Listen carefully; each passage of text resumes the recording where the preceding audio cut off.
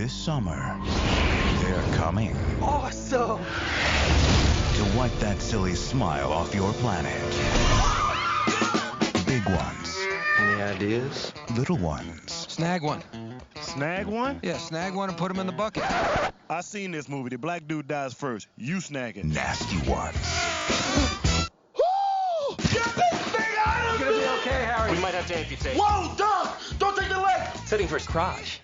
Dang it, take the leg! Is there some sort of alien attack happening here? And this kind of thing the government usually gets involved in. So shouldn't we tell them? Absolutely not. I know those people. David Duchovny, Orlando Jones, Seann William Scott, and Julianne Moore. It was so hot. From Ivan Reitman, the director of Ghostbusters, Evolution. What in the unholy crimson hell is that? That's like a big loogie!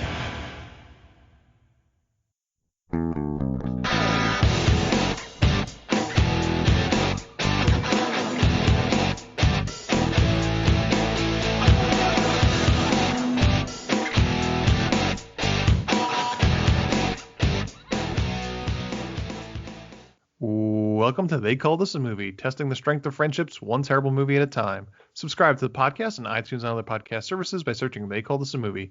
We are part of the Main Damie Network, and to find more from us, check out the website at themaindamie.com or on Twitter, Facebook, and Instagram at The Main Damie. We are also now a proud member of Geek Vibes Nation, and you can find them at gvnation.com. Welcome back to They Call This a Movie. This is Anthony Delvecchio, and with me as always is Dan Aquino and Mark Myers. Say hello, gentlemen. Hey, everybody. Hey, I know I normally have a bit here, but I just want to say I, for some reason, got irrationally angry when I realized that Seann William Scott spells his name with two N's in Sean. And for some reason, it made me angry when it popped up on the screen. I don't know why. Just thought I'd share that. It was better than any bit I could come up with. Okay. Yeah. Well, before we get into this week's Seann William Scott movie that we watched, is there anything you guys want to talk about that we've watched this week? I haven't watched anything, so I'm going to ask you guys a question. Okay. What's the deal with Julianne Moore? Is she hot or? Yeah. Yeah. Is the jury still out on that? She's been around for a long, long time. Right. Because she's like 40 in this movie. Yeah. And she doesn't look bad. She doesn't look bad, but I don't get it. I was going to say, I'm not one of those people that are like, oh man, she's smoking hot. Yeah. Like maybe it's an age thing. Maybe she's always just been a little bit older than us. Maybe. Maybe it just doesn't quite hit the same. A little bit like an alien. I'm just confused because she's been the love interest in quite a few movies in her career. Yeah. And I just don't see it.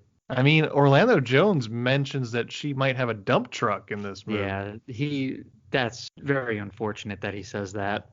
He doesn't say that, but because he insinuates that's 2021 lingo. But I don't see and then I was like, does she have a dump truck? I don't. Maybe for 2001 dump truck, because that was the era of anorexia basically was tops.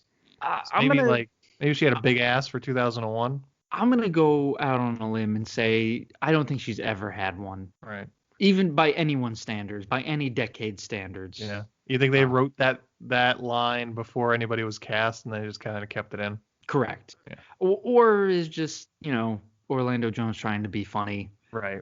Yeah, I don't. She's a very, very fine actor. Yeah. I mean, I enjoy her in the movies that she's in. I don't get casting her as love interest. Yeah. She's not ugly. We're not saying she's ugly. No, not by a long shot. But maybe she's got aunt vibes. Yeah. That's fair. Yeah. I mean, for me, anytime Julianne Moore is usually in a movie like this, I go, was Laura Linney busy? I would take Laura Linney over Julianne Moore. Yeah. Yeah, just in this comedic romantic comedy role. I'm like, was she busy? Did we have to go with Julianne Moore? Yeah, because she's a porn star in Boogie Nights. Yeah, but 70s porn star. Yeah, I guess that I haven't dusted up on my 70s adult films, I guess. So I don't know what they were really like in the 70s, but still, it's just I don't see it. Maybe. I mean, I will take Julianne Moore in any kind of a role that needed like a high level acting in it. Sure. But just my thought, my comment was for these light movies like this one is, I don't see either her abilities being used to their best, and it's like a square peg round hole sort of situation. And I just don't like Lost World, Jurassic Park, right? She's with what's his face, Jeff Goldblum. Mm-hmm. I just think he could do better. Okay.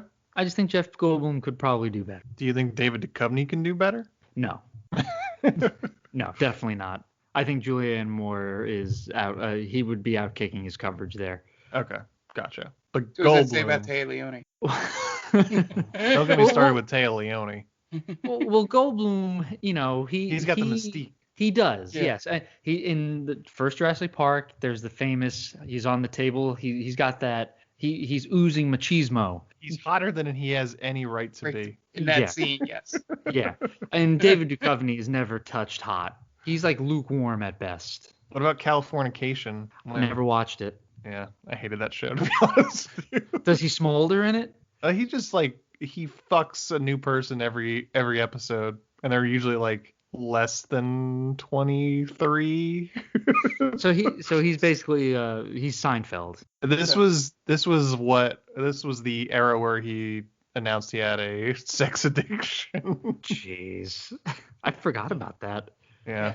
I don't think she's the love interest in too much. Right? She's Benny and June. I'm assuming she's the love interest there. The Fugitive. Who is she? Is she? Oh, she's a doctor. Okay, so she's not a love interest there. This is kind of early. Mm-hmm. Yeah, this really is early in 90s. Her career. Yeah, the Big Lebowski, but like everyone's gross in the Big Lebowski, so Yeah. that's okay. Ladies Man, have any of us seen The Ladies Man? Not in 20-ish years. Yeah, I can't imagine any of us would admit to seeing that. Yeah, I was curious just because looking at her here, she's definitely a chameleon. Like sometimes she looks really good and sometimes she's just plain. Yeah, she's Two-Face. Yes, yeah. I guess she does what she's called upon for, with each casting. Sure. 30 Rock, she has that insufferable Boston accent. Oh yeah. Terrible. That might be her worst acting performance. Well, she has some weird pronunciations in this movie that we're watching. I didn't catch any. I didn't. The way she says humping, where is she? I think when I looked her up earlier, she's from North Carolina. Yep. But North Carolina. she says humping like she might be from Pennsylvania. Okay. I don't know I can't even replicate the humping. Is that how they speak in North Carolina? Right, Mark? That's more of like a Pennsylvania thing, right? I guess. I that's what I would point it to. Mark got really self-conscious about his accent on that right there. I'm not trying to have Mark feel seen here. It's just. Oh, that just happens after every Stranger Damies episode. So. Well, listen. Far be it from me to comment on accents, but the way she said it, I didn't know if maybe one of you guys had noticed it, but there's a line. Part of me felt like maybe she either had trouble saying humping without laughing, or just was so like, really, guys, sort of while reading the script, Like uncomfortable with saying it. Like humping, really? Couldn't come up with like something better here. But I was in Boogie Nights. Her father's from Burlington. That's where I live. There we go. So now he's my favorite. She's probably, you know what there is about Julianne Moore? She's probably awesome to hang out with. Sure. Right. She seems really cool to hang out with. Yeah. She was 9 months. Remember 9 months with Hugh Grant? That would suck. Remember Hugh Grant?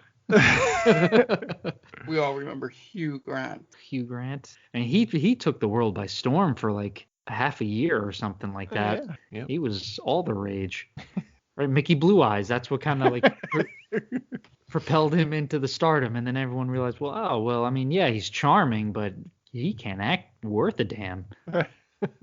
There's a lot of stands behind music and lyrics, though. Was that a movie he was in? I couldn't tell you what he does. Yeah, All with right. Drew Barrymore. All right, guys. It sounds like we have covered our first topic of the week, so we are going to take a quick break, and then we're going to get into this week's movie. We'll be right back. And welcome back. And now it's time to get into this week's movie, and this week was Dan's pick. So Dan, put us through the ringer once again. I don't Dan, think I put you through the ringer. Why don't you introduce this week's movie? Listen, putting us through the ringer, that's tough. Because especially from what you did. I mean, we could have actually watched. Right. Sure. I would say I was lenient, but I chose Evolution from, I believe it's from 2000, correct? It was 2001? 2001, yes, 2001. Again, I'm on a roll with these early 2000s comedies that just don't hit the mark. I wonder why this only made $38 million in the box office. And I remember, I think on this podcast, I defended Seann William Scott. Well, yeah, I like Seann William Scott. If we could like cut to that point. But here's Dan saying this. I totally take that back. He is he's a menace to film. He's the early 2000s Jai Courtney. Oh boy! Yeah. Wow.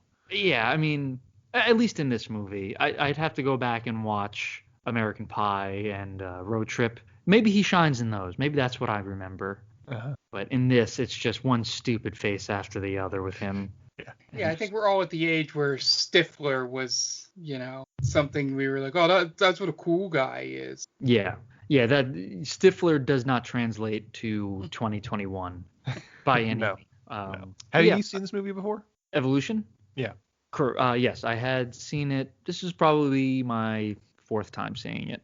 Wow. All right, so almost as good as League of Extraordinary Gentlemen. But not quite. At least they both suck. That's. Yeah. I was gonna say. I mean, at least one of them has Sean Connery in it. Yeah. But that really doesn't do too much for it. No. And this was like the weird time when they were trying to make Orlando Jones a thing. Yeah. And it just, unfortunately, it didn't pan out. But like lately, he's been getting more shine, which is good. He's a fine actor. But in the early 2000s, I remember him from this and Replacements. And the He's 7-Up the 7-Up commercials. guy. Yeah. Oh, was it? I didn't know that. There you go. Before Godfrey. Yeah. Oh, okay. Godfrey, the comedian. Yeah. Wow. Not Gilbert Godfrey, but Godfrey. God, yeah, I forgot about that. Yeah, I mean, it's weird because like you get three different ends of the spectrum with this movie, right? You get, again, Seann William Scott is unbearably terrible. Mm-hmm. Then you have David Duchovny, who's just so boring. He's so dry. And so dry. And you clearly doesn't give a shit in this movie. Yeah. And then you have Orlando Jones, who's just, he's doing his best. Yeah. Yeah, he's giving it his all, and, God bless him. He definitely seems like he's in a different movie than the other two. Yes. But Mark, where are you coming from with Evolution? Yeah, so the closest I ever came to seeing this movie was I remembered that poster with the three-eyed smiley face. Okay. Being just about everywhere. Yeah, I have not seen this movie, but it's one of those on that list of movies where it's like, I should have seen it when it came out. Like you're of that age where you'll like we just talked about, we really love those 7-Up commercials, and I was at a young enough age as, oh, it's a 7-Up guy, let's go see his movie, without doing any research into movies because I was a dumb idiot teenager. But no, did not end up seeing it, but maybe slightly glad it's off my bucket list. I don't know. Is it on the bucket list? I'm not sure. But Mark can die a happy man now that he's seen I've seen Evolution. Yeah. A lot of Dan's choices end up for help with that list. Mark is actually Scott Bakula in Mark's body, and that's all he had to do to finally leap. He's quantum leaping to watch movies. Thank you, Dan. I would watch that movie. Yeah, essentially it was glad that I saw it so that I can finally maybe get that curiosity every time I sort of see that poster pop up on something, like on Prime or Netflix or something. But yeah, no real history with it. Okay. I've seen this once, and I'm pretty sure I rented it. And I remember just thinking it was fine. And I continue to still think it's fine. You know, this was touted as Ghostbusters 3 essentially because we at that point in the early 2000s, it didn't look like we were ever going to get a new Ghostbusters. So this was supposed to hold us over, and it feels like desperation to get you that. There are things that Ivan Reitman does in here that he lifts completely out of Ghostbusters, like the news report montages. Yeah. It's just blandly competent is how I would put it, because it's not a terrible movie, but it exists in that who cares level of competency. It's nowhere near as fun as Ghostbusters. It's not nearly as fun as Men in Black, which is a contemporary. It's probably better than Men in Black 2, from what I remember Men in Black 2, but it's also probably not better than Men in Black 3. It's probably the Men in Black 3 level. It just exists. David Duchovny is not a very good leading man. Orlando Jones, as we said, is trying his best. My favorite part was seeing Donkey Lips from Salute Your Shorts show up in this movie. That's who that was. I couldn't place my finger on who that was. Yeah, that was the enjoyment I got out of this movie, that Donkey Lips was in it. This movie is like the equivalent of a get me over fastball. Yep. You know, it's just you're down in the count, 3-0. You just throw one down the middle. That's what Ivan Reitman basically gave us. Like, all right, well, you're not going to love this movie, but you're also probably not going to hate it. Yeah. You got an hour and 40 minutes to kill on a rainy Sunday? Why don't you go to the movies and see Evolution? You'll forget about it while you're having lunch. Yeah, it's kind of upsetting that Ivan Reitman put this out. Obviously, he's done so much good work. And again, you can kind of just cross this off and be like, yeah, you know, just maybe it was a favor that he owed or something silly. Maybe it was like a pet project. Or maybe he wanted to be the one to discover the next great sitcom star in Ty Burrell in this movie. Oh, yeah.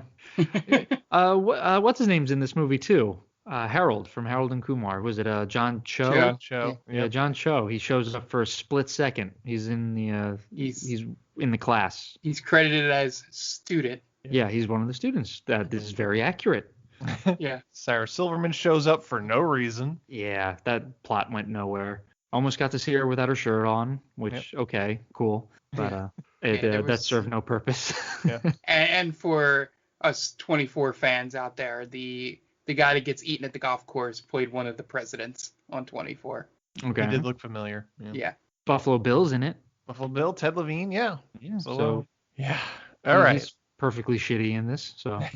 All right. So Evolution from 2001 is directed by Ivan Reitman, who you know better as the director of Ghostbusters, among also Stripes and Meatballs, among other movies. Stars: David Duchovny, Orlando Jones, Julianne Moore, Seann William Scott, Ted Levine, Ethan Suplee, Michael Bauer, Pat Kilbane, Ty Burrell, Dan Aykroyd, and Catherine Town. Has an IMDb score of 6.1 and a Rotten Tomatoes score of 43%. Budget, $80 million. Jesus. U.S. box office, 38.34. Ouch. I should have held that Jesus.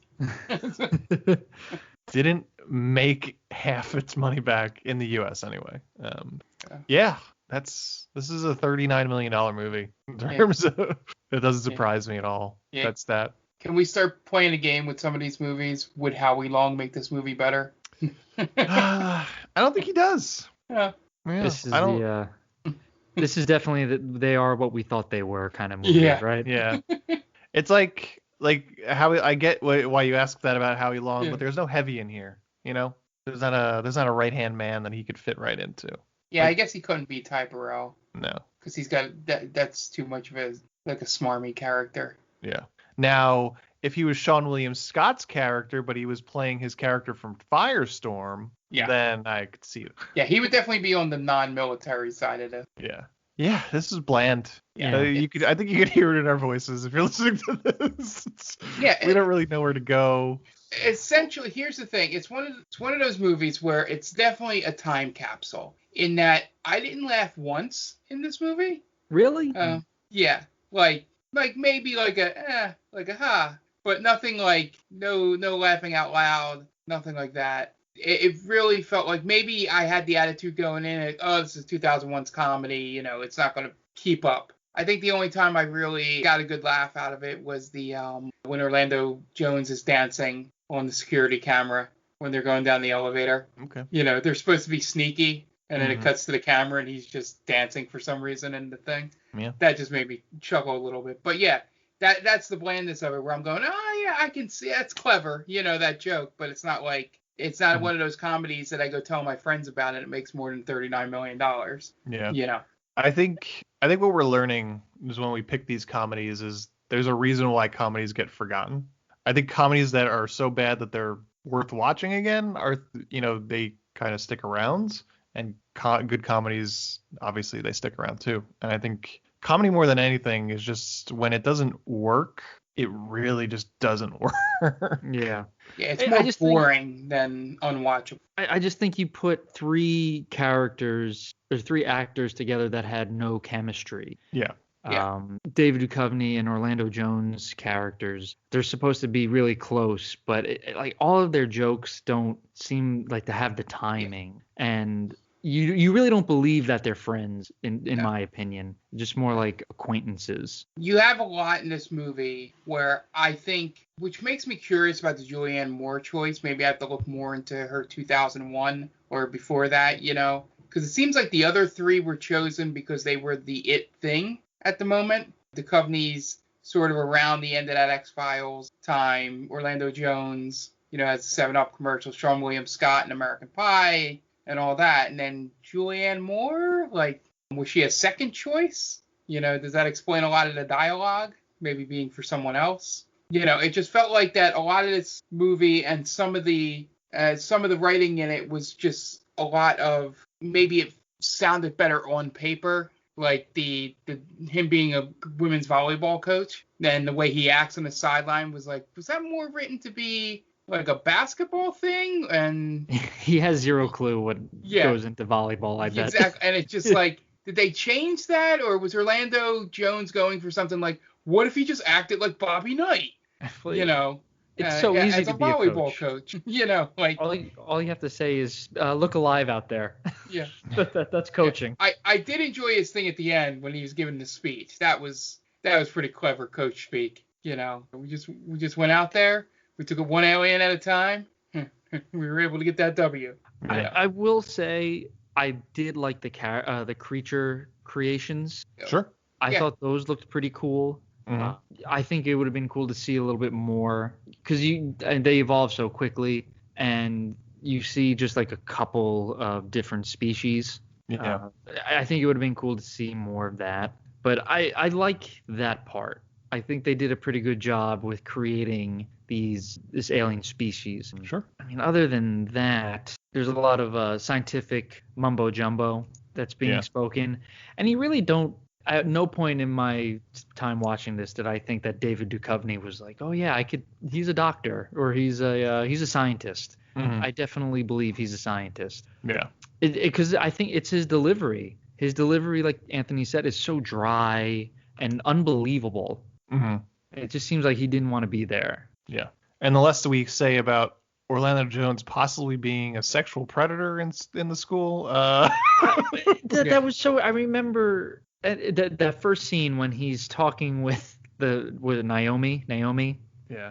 Or Nadine. Nadine. Yeah. So he's kind of flirting with her. Right. But he's telling her that her grades suck, whatever. And then they try to pass it off as if he's hitting on her.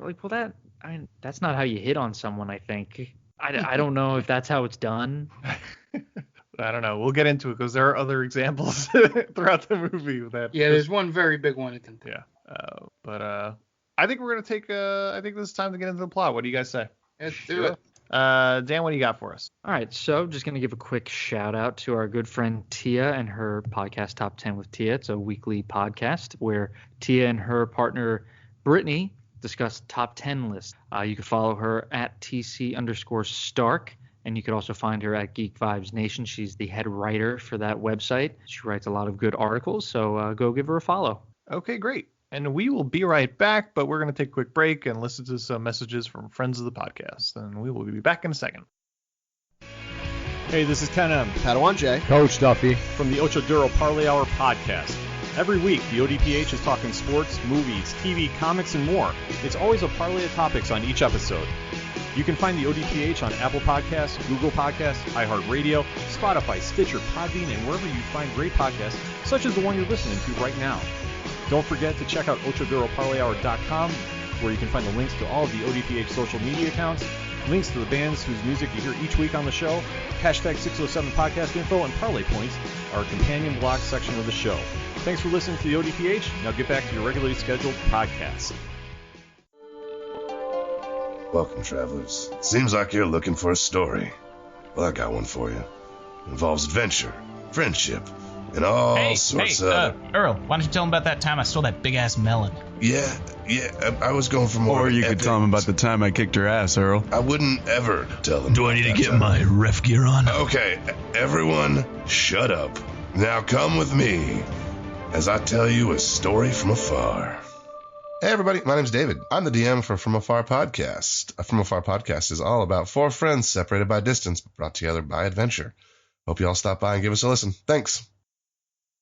And welcome back, and now it's time to get into the plot for Evolution. We open on a meteor hurtling towards Earth, and it breaks up into a bunch of pieces that head off in different directions as it hits Earth's atmosphere. We then cut to the desert. Seann William Scott is pulling up to an abandoned shack dressed in firefighter clothes, pulls a fire dummy out of his trunk, tosses it into the shack, and then sets the shack on fire. Then goes to rescue the dummy, role-playing himself saving a person on fire, and then the meteor crash lands, destroying the shack and his car as he barely jumps to safety. Yeah, would this scene before the meteor hits, if it was made in 2021, been on TikTok or Twitch? Him practicing for his firefighting training.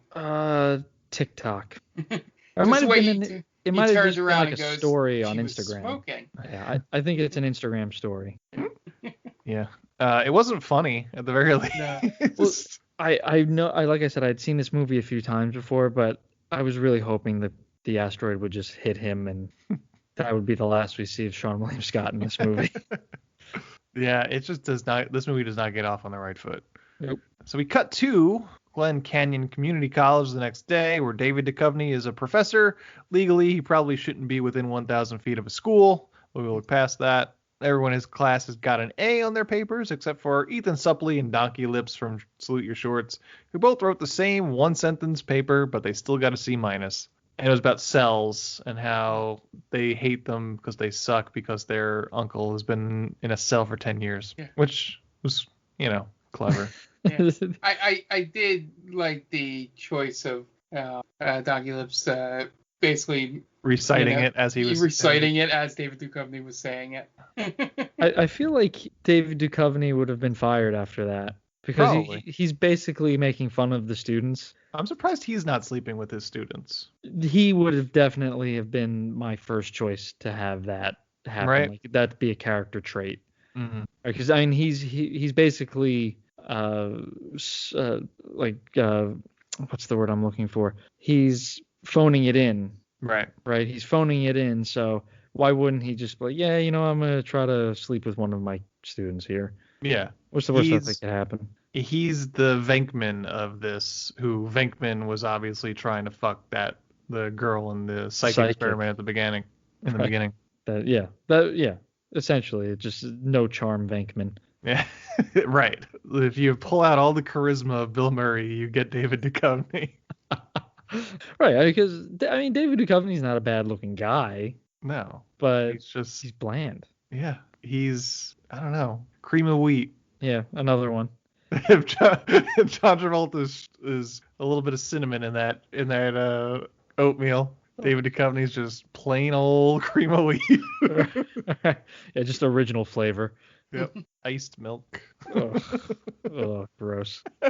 David Duchovny, gross. Meanwhile, Orlando Jones, another professor, gets a call about the meteor crashing nearby, and he might be having sex with one of his students. But then David Duchovny shows up to go to lunch, and it gets awkward. But instead, they go check out the meteor crash site instead of going to lunch. And Seann William Scott is there arguing with the cops about his damaged car, trying to get someone to pay for it, and he needs to go to his firefighter exam. So Orlando Jones, Professor Harry Block, poses as a government official and starts ordering people around, and then they go and investigate the meteor.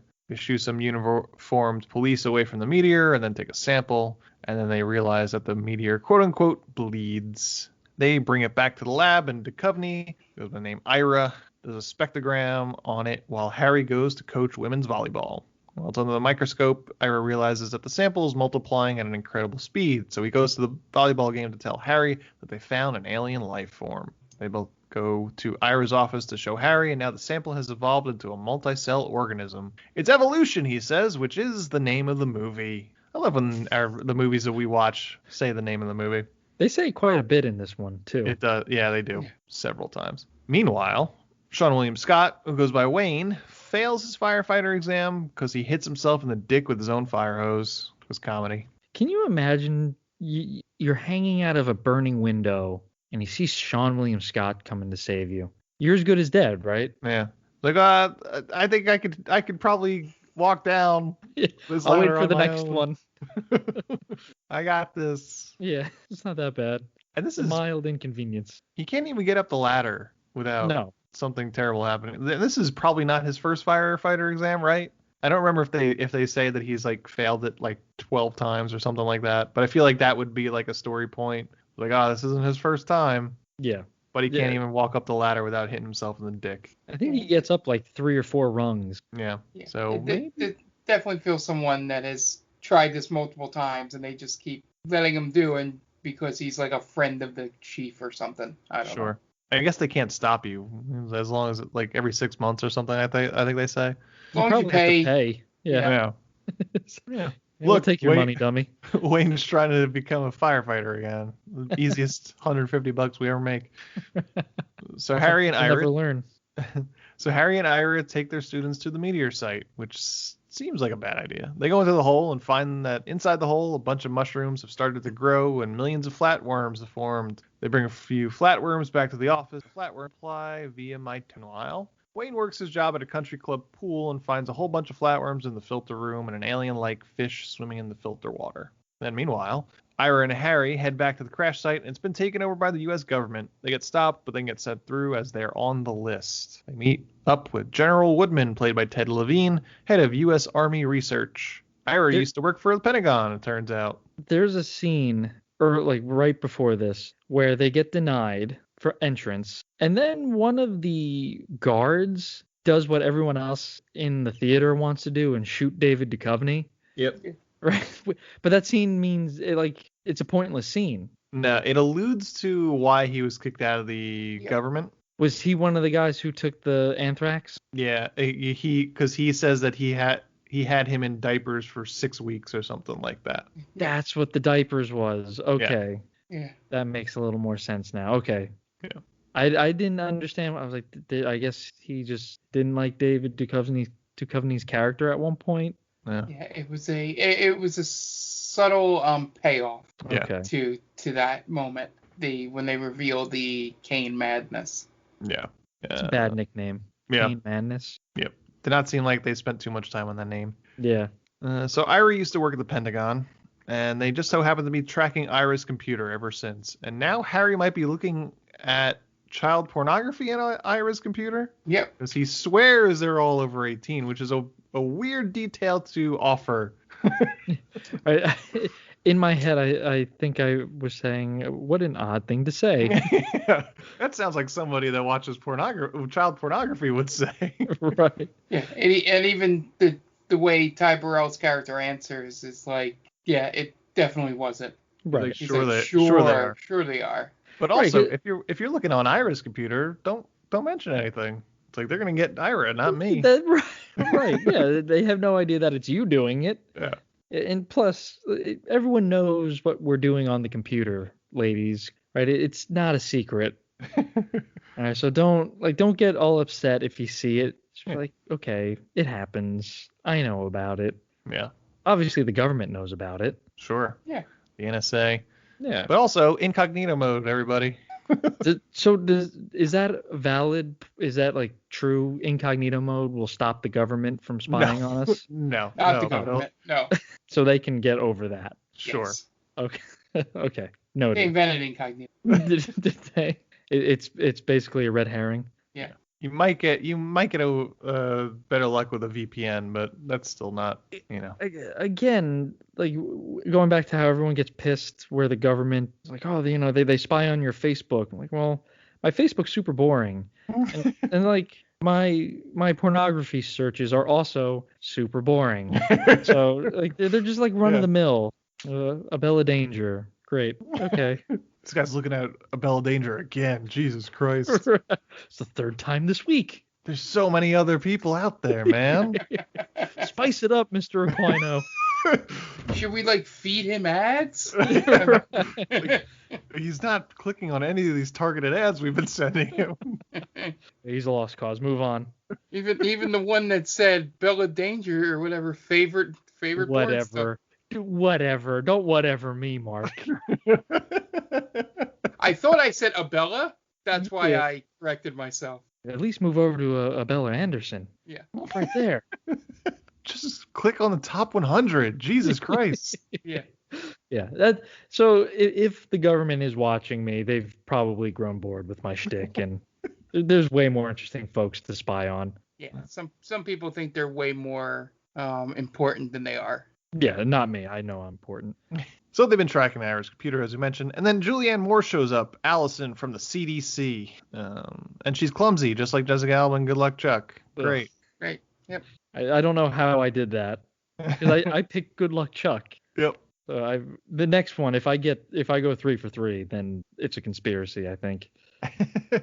And the government is basically taking the site away from Ira and Harry, and the general kicks them out of the site, so Ira moons the general as they leave, and then Ira and Harry take the general to court. They dig into Ira's past. Specifically, Ira was fired from his government job because he administered anthrax vaccines to soldiers that caused some severe side effects, known as the cane madness. And this is a comedy, by the way. Yeah. I was laughing. It was a laugh a minute. Yeah.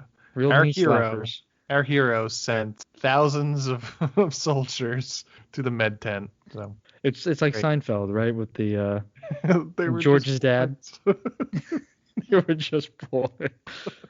Yeah.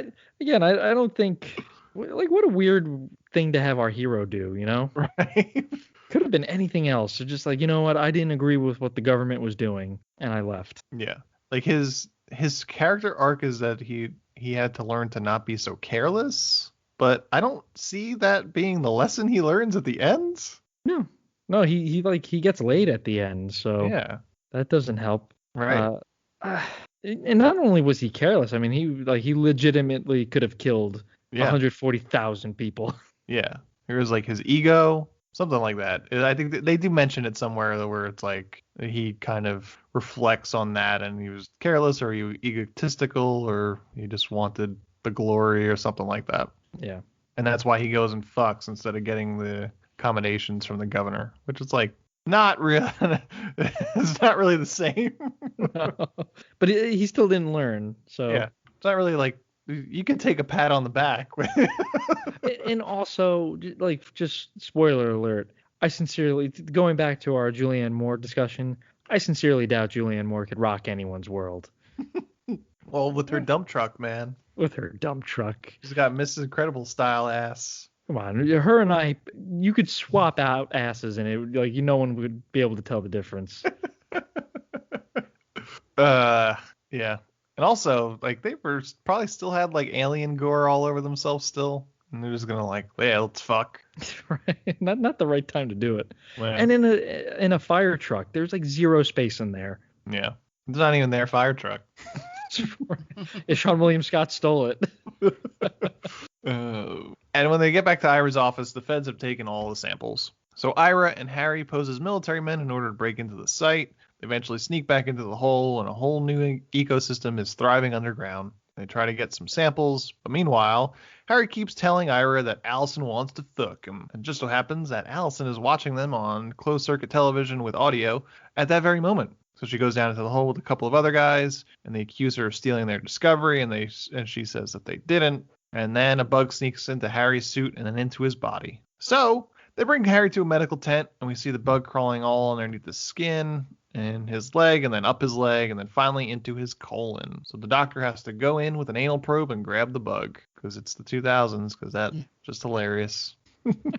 Yeah, and you got the old, like, oh, don't take my leg. Oh, it's heading towards his crotch. We'll take the leg. Oh, yeah. God. It's been done 1,000 times. Yeah. And we get to see Orlando Jones get an anal probe. So it's a good thing fun. you finished that sentence. Yeah. We get to see Orlando Jones get anal. I hope the government's not looking at my Pornhub searches. To be fair, he did act as if he was getting a metal rod shoved up his ass in this scene. Did a pretty convincing job. I'll give him a point for that. Yeah. At the country club, there's a party where Wayne gets shit on by his boss. So he gives him a stiff drink, and then his boss makes eyes with a woman at the party. So they go to a golf green where he sets up some sort of picnic, but then gets eaten by a crocodile-like looking alien. And Harry and Ira make it back to their office after Ira has a conversation with Allison, just going back to his office. That's a lot of this movie. Wayne is there, and he brought with him the crocodile alien that Wayne says just randomly died in a sand trap. And we also get a scene of some random-ass women finding an alien in their home, including the cousin Eddie's wife from the vacation movies. That's right. Yeah. Then Allison goes back to her hotel, and Ira is there waiting for her. He tells her that they're evolving and they need to be destroyed before it's too late. And then he asks her if she'd ever find him attractive. Yeah. He makes a joke also in this that was probably maybe supposed to be funny. I don't know if it was ad-libbed or written in when he meets her at the counter and he goes, 2 single beds, we're fighting. Oh, I don't even remember that. Oh, yeah. I only mentioned because it just made me roll my eyes. I'm like, all right. You know, she already is staying at the hotel. That joke doesn't help or make sense. Mm-hmm. So she goes to her room and he meets up with Harry and Wayne, who are having breakfast at a diner. Now Harry might be sexually inappropriate with his volleyball team because he says he sometimes showers with them. Yeah, and before that, this might be the worst acting, and this is saying something. The worst acting Seann William Scott has ever done during this scene. He was like, "Are you going to finish that bacon?" Of course I'm going to finish the bacon. Thank you. What choice is that? That was a choice, Mark. You're 100% right. I ordered it, didn't I? Oh God, I'm such a punchable face right there. And then Ira's ex-girlfriend is there for no reason, Sarah Silverman. She gets a payday. Yeah. That's cool. And she's there with one of the cops from the site, and his radio broadcasts that an animal attack has happened, so he has to go. So they go to where the animal attack was reported, and they go to investigate the dead alien, but Wayne tells them that he found something more interesting in the yard. So they go out into the yard and see dozens of giant aliens with wings dying on the desert floor. Harry realizes that they're coming from the caves underneath the area. They're connected to where the meteor has crashed. You know, the one time where Harry's actual profession/science comes into play. The rest of the time, he just tries to seem like he's incompetent. Mm-hmm. That's a good point. At one point, he says geography is not an exact science. Geology.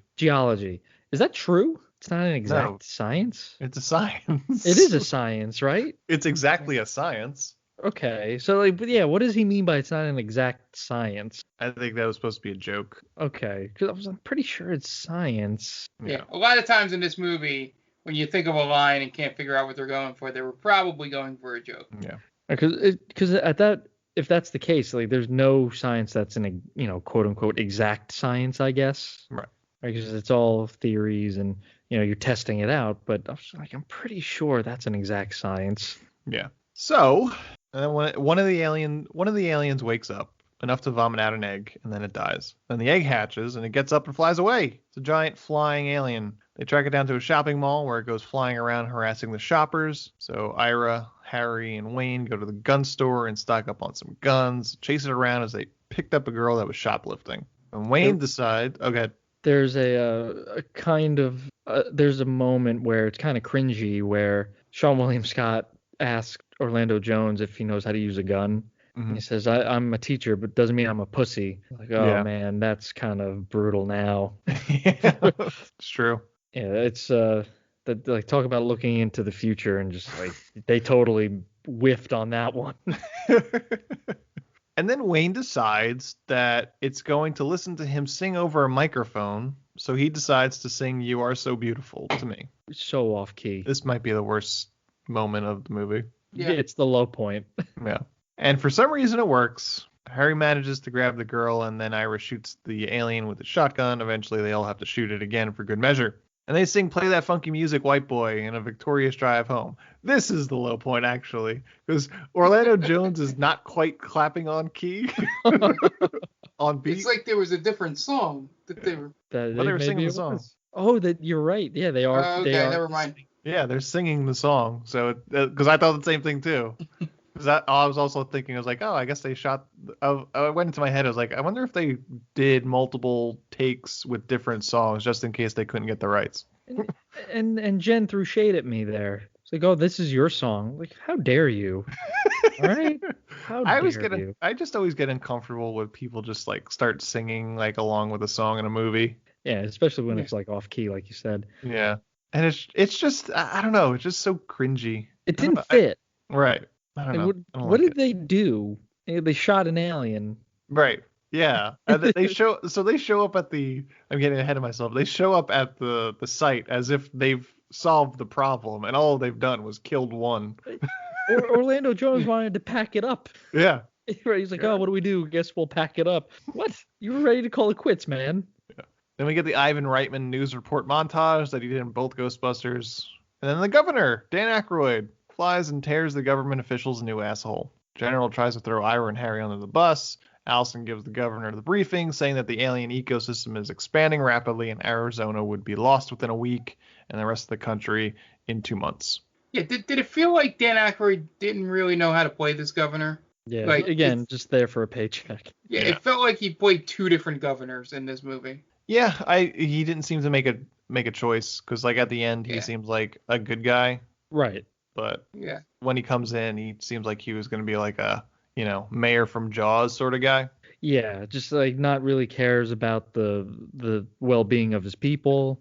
Cares about the votes. Yes. Sides with the government, obviously. Mm-hmm. And honestly, everything up until the very end, I agree with the government in this movie. Mm-hmm. David Duchovny and Orlando Jones should be nowhere near this meteorite. They have they're teachers. Yeah.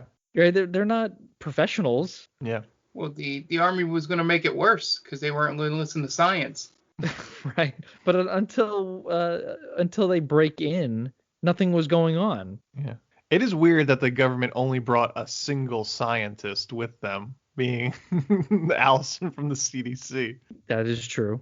I guess there's no scientists in the government. Well, that's what David Duchovny was doing at the Pentagon. Right. He was Army Research, so they could have brought his replacement. Maybe that was Ty Burrell. Maybe. I don't know. Didn't really seem. He just seemed like a lackey. Yeah. But yeah, he was more, I guess, there just to be the right hand man, like you said. Yeah, I don't know. I guess it's just government bad. But I agreed with them for the most part. Like, yeah, I don't really think you guys should be in the crash site here. Sorry. Yeah. They were doing what they could until they decided to drop the napalm, and that was a bad idea. That was the bad idea. Yeah. Everything is solved with big booms. Yeah. Then Ira, Harry, and Wayne show up trying to get credit for killing a single alien. The governor asks what the plan is for containment. The general says evacuate and burn it with napalm. And they realize that the aliens have evolved into primates, and that it's about to come up the elevator. They rally the troops to the elevator, but the elevator is empty, and then the primate jumps out of nowhere, started attacking everybody, including Ira. Wayne manages to grab a gun, then an officer drops, and he kills the primate. So this was a weird moment, because it felt like it was like a character-defining moment, but firefighters don't carry guns. Yeah. Usually not. Yeah. Like if he was trying to become a cop, right? And he was out in the middle of the desert in the beginning of the movie trying to shoot at targets, and he failed, and he couldn't hit the broadside of a barn if he was standing on the roof, right? And that's when the meteor hits, right? And then he has this moment where he, dead eyes a primate alien. That's a character moment. That's a character arc. Right. Here there's like this, he's just like shocked and everything like that, and it's just like, but that's not part of his character. This is the first time he's ever picked up. This isn't the first time he's picked up a gun in this movie. Yeah, I mean, the scene prior, he had a shotgun. Yeah. So it's like he gets his character defining, or what should have been his character defining moment at the end, but he never really gets it. I guess it's just like he's a huge fuck up. Right. So this is him not fucking up. I guess. Yeah. But But he should have been trying to become a cop, is what I'm saying. Right. I think that would have been better. But then you can't. Where do you get the fire truck from? Who does he steal the fire truck from at the end? The two fat guys. They know a guy. Yeah. See, and I was just gonna say, Ethan Suplee and Donkey Lips, they even get a character arc that has a satisfying ending to it. Yeah, Seann William Scott doesn't. He's not even handling the fire. He's not going. He doesn't even get to go up the ladder. Exactly. With the fire hose at the end. And that's what it should have been. He should have been the one to go up the ladder. You know, like the hose got stuck or something like that, and he has to somehow run it up. I don't know how to be a firefighter, folks, so bear with me. So he has to like untangle the line or do something with the line, or David Duchovny gets knocked out. Whatever. Just he's the one who administers the enema. Mm-hmm. Yep. But no. He's like nowhere to be seen at the final. We just needed Orlando Jones going up butt crack. Oh, not funny. Yeah. See, we already made this movie better. We did, giving Seann William Scott an arc, despite how terrible he is. Well, everyone else gets an arc. Yeah. And the governor then gives the general the okay to napalm it all to hell, and the general kicks out Ira's team. Allison quits and decides to join the team and manages to get Ira's research files back from the government. And then she trips again, because funny. She does the Joss Whedon trip and fall into a precarious situation, right? She falls into Seann William Scott's crotch. Yep. We got to cancel Ivan Reitman. Yep. Even though I think he's dead. No, he's alive. Is he still alive? He's still alive, because I thought the same thing. Well, because he's not making the new Ghostbusters. His son is, right? Right. Okay. I thought he had died. That's why. Well, until this podcast airs. Yeah. Oh, God. Harold Ramis. Rest in Harold Ramis, yes. I lost my place. Hold on a second. The evacuation begins, and Ira's team heads into the heart of the city. Some of the students are having an evacuation party, including Donkey Lips and Ethan Suplee. They would go back to Ira's lab again, and he talks to his first sample the way Ghostbusters talked to the slime in Ghostbusters 2.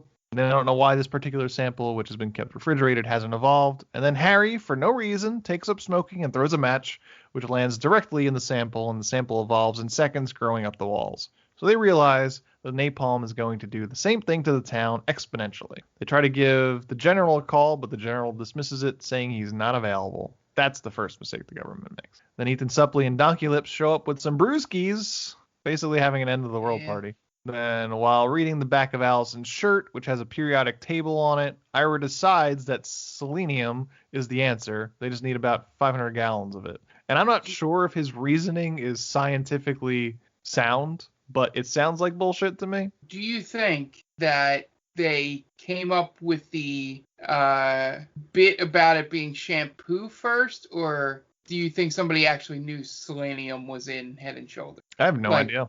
That's a good question. Yeah. maybe Head and Shoulders sponsored this movie. Yeah. It has to be, right? Right. Because they even have like a commercial spot at the end of the movie. Yep. Which made me want to puke. It's probably Head and Shoulders. Head and Shoulders, probably their 2001 campaign was probably all about selenium. Like, well, we'll give you like $30 million or whatever. I don't know, like $500,000 to put Head and Shoulders into this movie. And Head and Shoulders was never heard from again. Nope. This is the movie that took down Head and Shoulders. With Ethan Suplee and Donkey Lips happen to know that selenium is the active ingredient in Head and Shoulders, so they buy out all the Head and Shoulders and load it into a fire truck. They mentioned because they use it themselves, because they don't have any dandruff, but they do have frosted tips. I was just gonna say, those frosted tips shine, baby. 2001. Yep. It's like the third movie in four movies we've done that had frosted tips. I was toying around with the idea of getting frosted tips when I was a young lad. I'm so happy I didn't. My dad talked me out of it. I never did it either. Yeah. I did have spikes. I had some punk rock spikes though. I think we both had the spikes going. Yeah. I know I did. I went full blonde. Did you? Oh, what year? How old are you? It would have been between 8th grade and freshman year. So like Eminem? Well, yeah. So my sister either got scared that she was leaving it in for too long, and it was a little more yellow than white. Oh, man. I gotta Are there find. pictures? If I can find it, my freshman year high school ID, which I kept around for that reason, has the remnants of it still in my hair. Nice. Did you rock a chain too? A chain wallet or a chain around the neck? Chain around the neck. Everyone Yes. had a chain wallet. Yeah. I had a chain too. So cool. I was so Yeah, cool. I'm so cool. I thought I was an LFO, but no, they weren't even out back then. Oh my goodness. No. Is that Abercrombie and Fitch? Yeah. I think if we say their name one more time, they reappear. So we have to be careful. That Jersey 33. I'm glad my dad talked me out of that. He basically said he would disown me. So Yeah, my sister thought she was gonna burn my hair off because I was like, it's starting to burn a little bit, and she's like, oh God. Don't tell mom. Don't tell mom. So was this your idea, or was your sister it was like, my I want to idea. be a cosmetologist. Let me do your hair. No, it was my idea, but she had been dyeing her hair for years, so I was like, let me trust her. I'm so happy that I didn't do that. Yeah. But I mean, among the other awful fashion choices I've made in my life, I miss my sick fat pair of Jenkos. You had one? Did you have a pair? I had a pair of Jenkos. Of course I did. So did I. Yeah, I hated them. I wanted them so badly. And then when I got them for Christmas, I tried them on. I was like, I immediately regret having these. And I have to wear them now. Oh, they were such a bad choice. Terrible choice. They were always just so wet, like the bottoms of them. Yeah, they got super frayed and super wet. If it rained, it would just seep up the leg. Yeah, your day was ruined. You're stuck that whole day in school just with like an inch of the bottom of your jeans just damp. Yep. It's the opposite of everything coming up Millhouse. Yeah. Yeah. I did the jorts, but I didn't do the Jenko. Oh yeah. I was more stone cold jorts. Oh, the jorts. I had jorts. Yeah.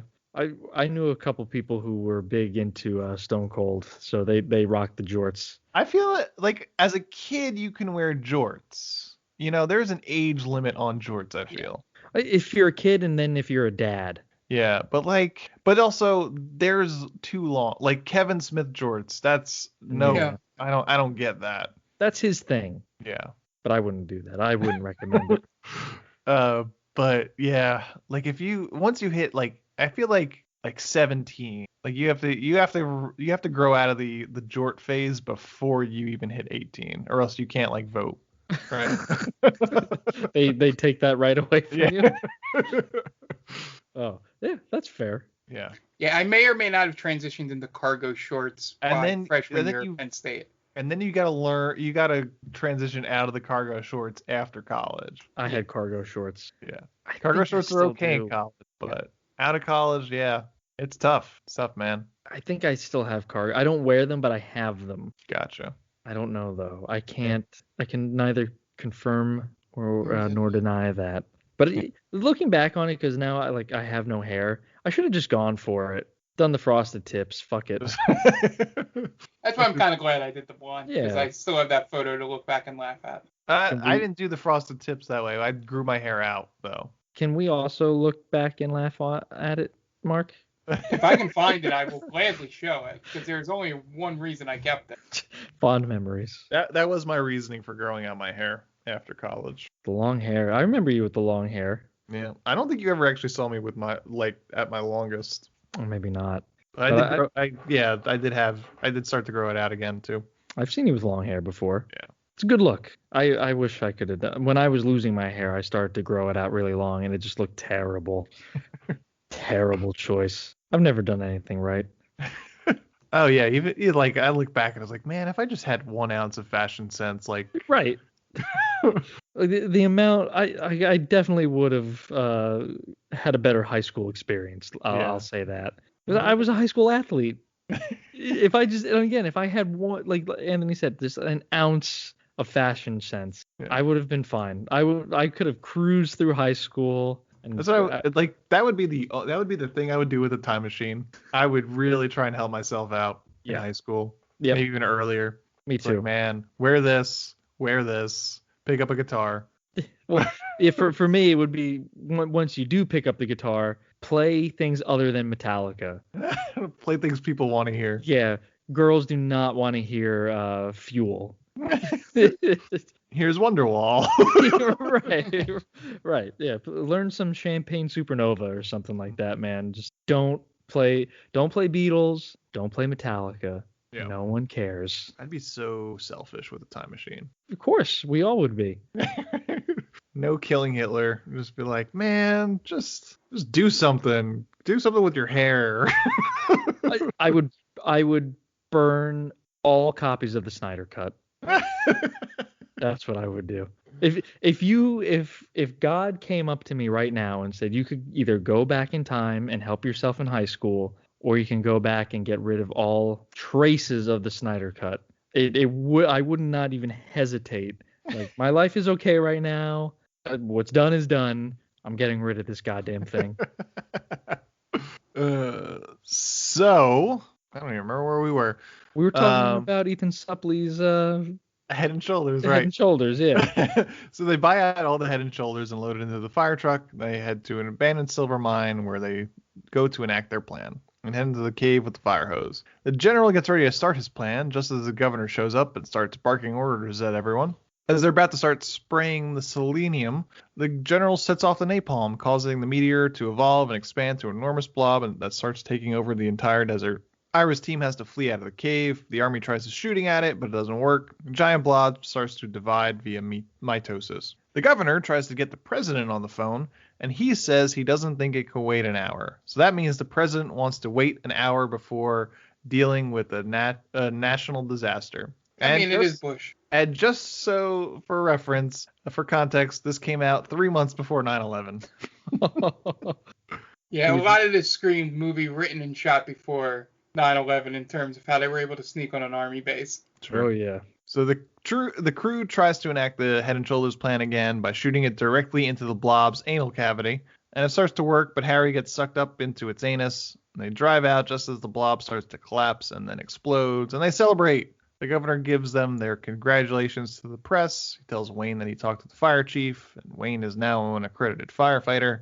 Ira and Allison go to the fire truck to fuck, assumingly covered in alien guts still. And then we get a Head and Shoulders commercial, and then it ends. That's the end of Evolution. So, how much and how long do you think they laughed in the writer's room about the alien farting on them in the fire truck? Yeah.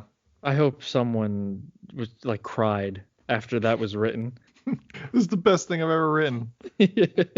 This is it, man. This is I'm not going to get any. I peaked. Right, because you can't have a giant alien anus and not have it fart. Right.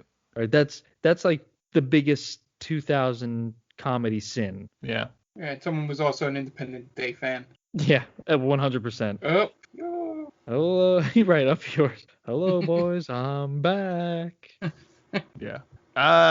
It's not the worst movie we've ever seen, but it's. Yeah. It's just it exists, really. Yeah. Yeah. Really? Again, it's a get me over fastball of a movie.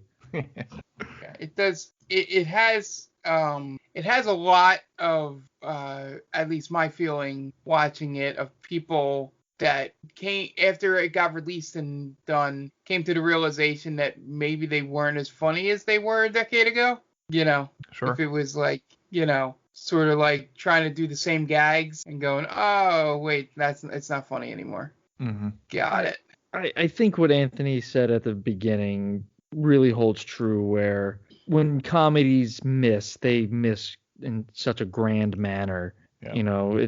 It's not like other genres of movies where even you have an action movie that misses, you still have some action in it. Mm-hmm. And you know what you're getting with an action movie. A drama might miss, but there's still the underlying tones of what's going on in that story. With comedy, if you miss with comedy, you're really gonna face plant. You're gonna eat some dirt there, man. And I think comedy, the most out of any genre of writing, has the largest chance of somebody not realizing the time has passed them by. Sure. I think that might be a big part of it. Yeah. Yeah. I think comedy is definitely time is the hardest on comedy. I think. Yeah, it's tough to reinvent yourself. Yeah, I mean, it always just seems that way with like just these actors too. Like Will Ferrell, when's the last time he made a good movie? Yeah, that's a good point. Yeah. And he's still the same person. It's like arguably classics in the comedy genre around this time, 2004, when Anchorman came out. But then he tries to do Anchorman 2 10 years later, and it's like, whoa. Yeah, and we're right at the point of Will Ferrell's career where he should be turning into serious actor.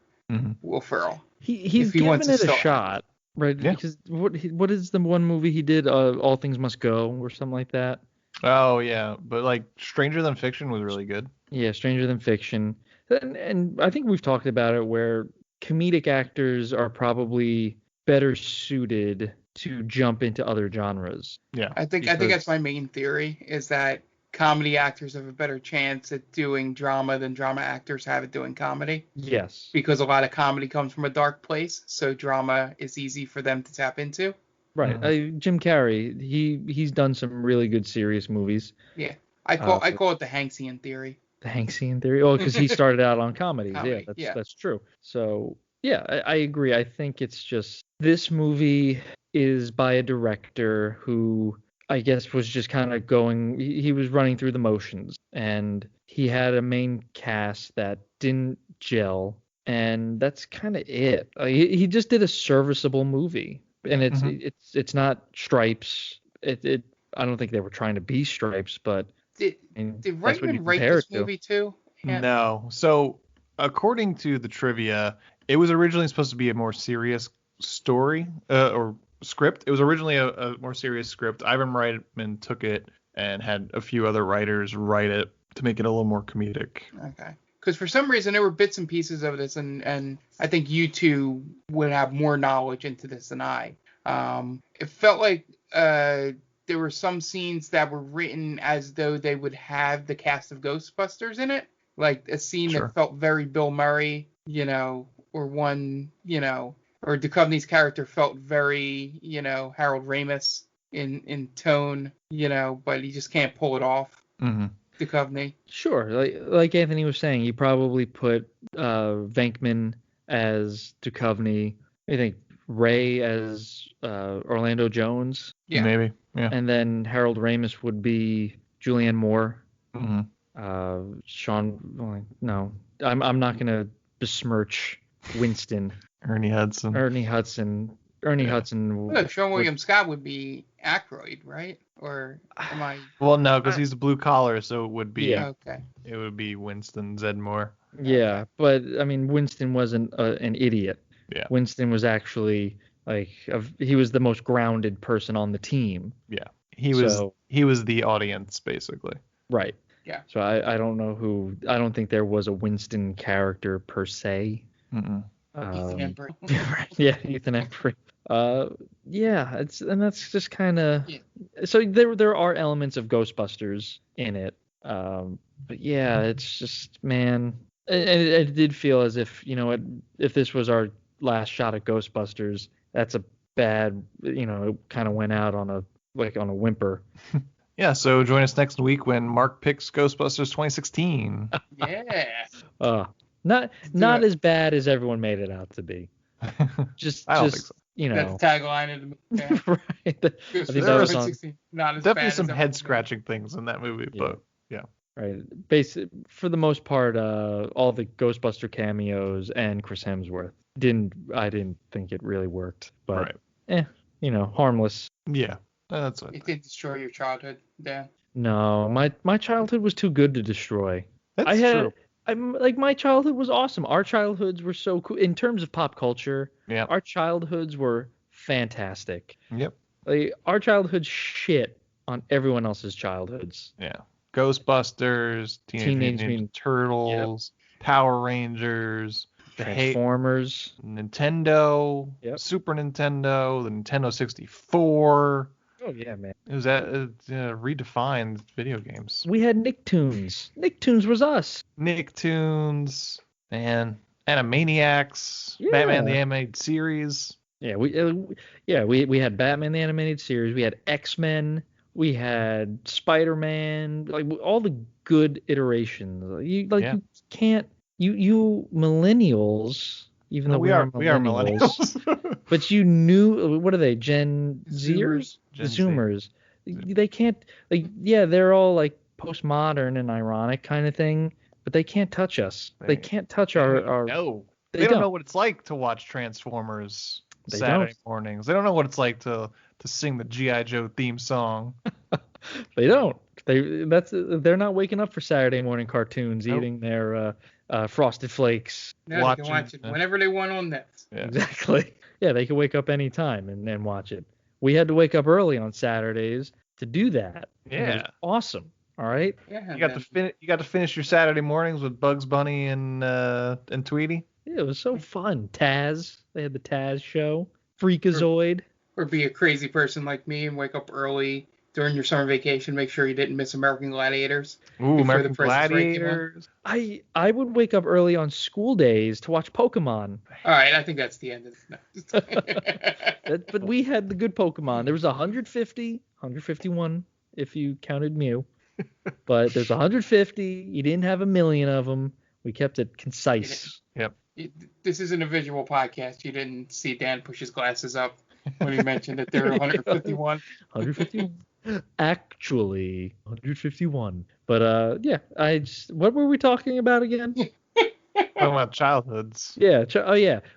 Our childhood was too good. I don't think any Michael Bay or any different casting of of any pop culture team or whatever, it wouldn't. You can't ruin it because there's nothing to ruin. Nope. It's fake. Time is an illusion. It's a construct created by human beings and human beings alone. Except for my dog, he knows when it's time to eat. He knows when it's time. He knows. He's a smart dog. You guys want to plug your shit? Yeah, at Diaquino122. That's my personal Twitter account. At Stranger Damies is our Real Play D&D Twitter account. We how many followers are we at? I think we're like close to 1,600. We've been shooting up, man. We're at 1,560. So yeah, we're jumping up there. I don't know why I mentioned the followers. I guess we're just like clout chasing. Or maybe I'm clout chasing. I don't know. Just bragging. But, yeah, just patting myself on the back there. Yeah, just come hang out with us. There's a lot of good. There's a lot of other good D&D podcasts that we're friends with. So come check them out through us. Give them a follow as well. Yeah, and then the D&D podcast. I guess if my timing's right, Ant, this will air after the first episode of Stranger Damies has aired. So you can listen to that once you're done with this.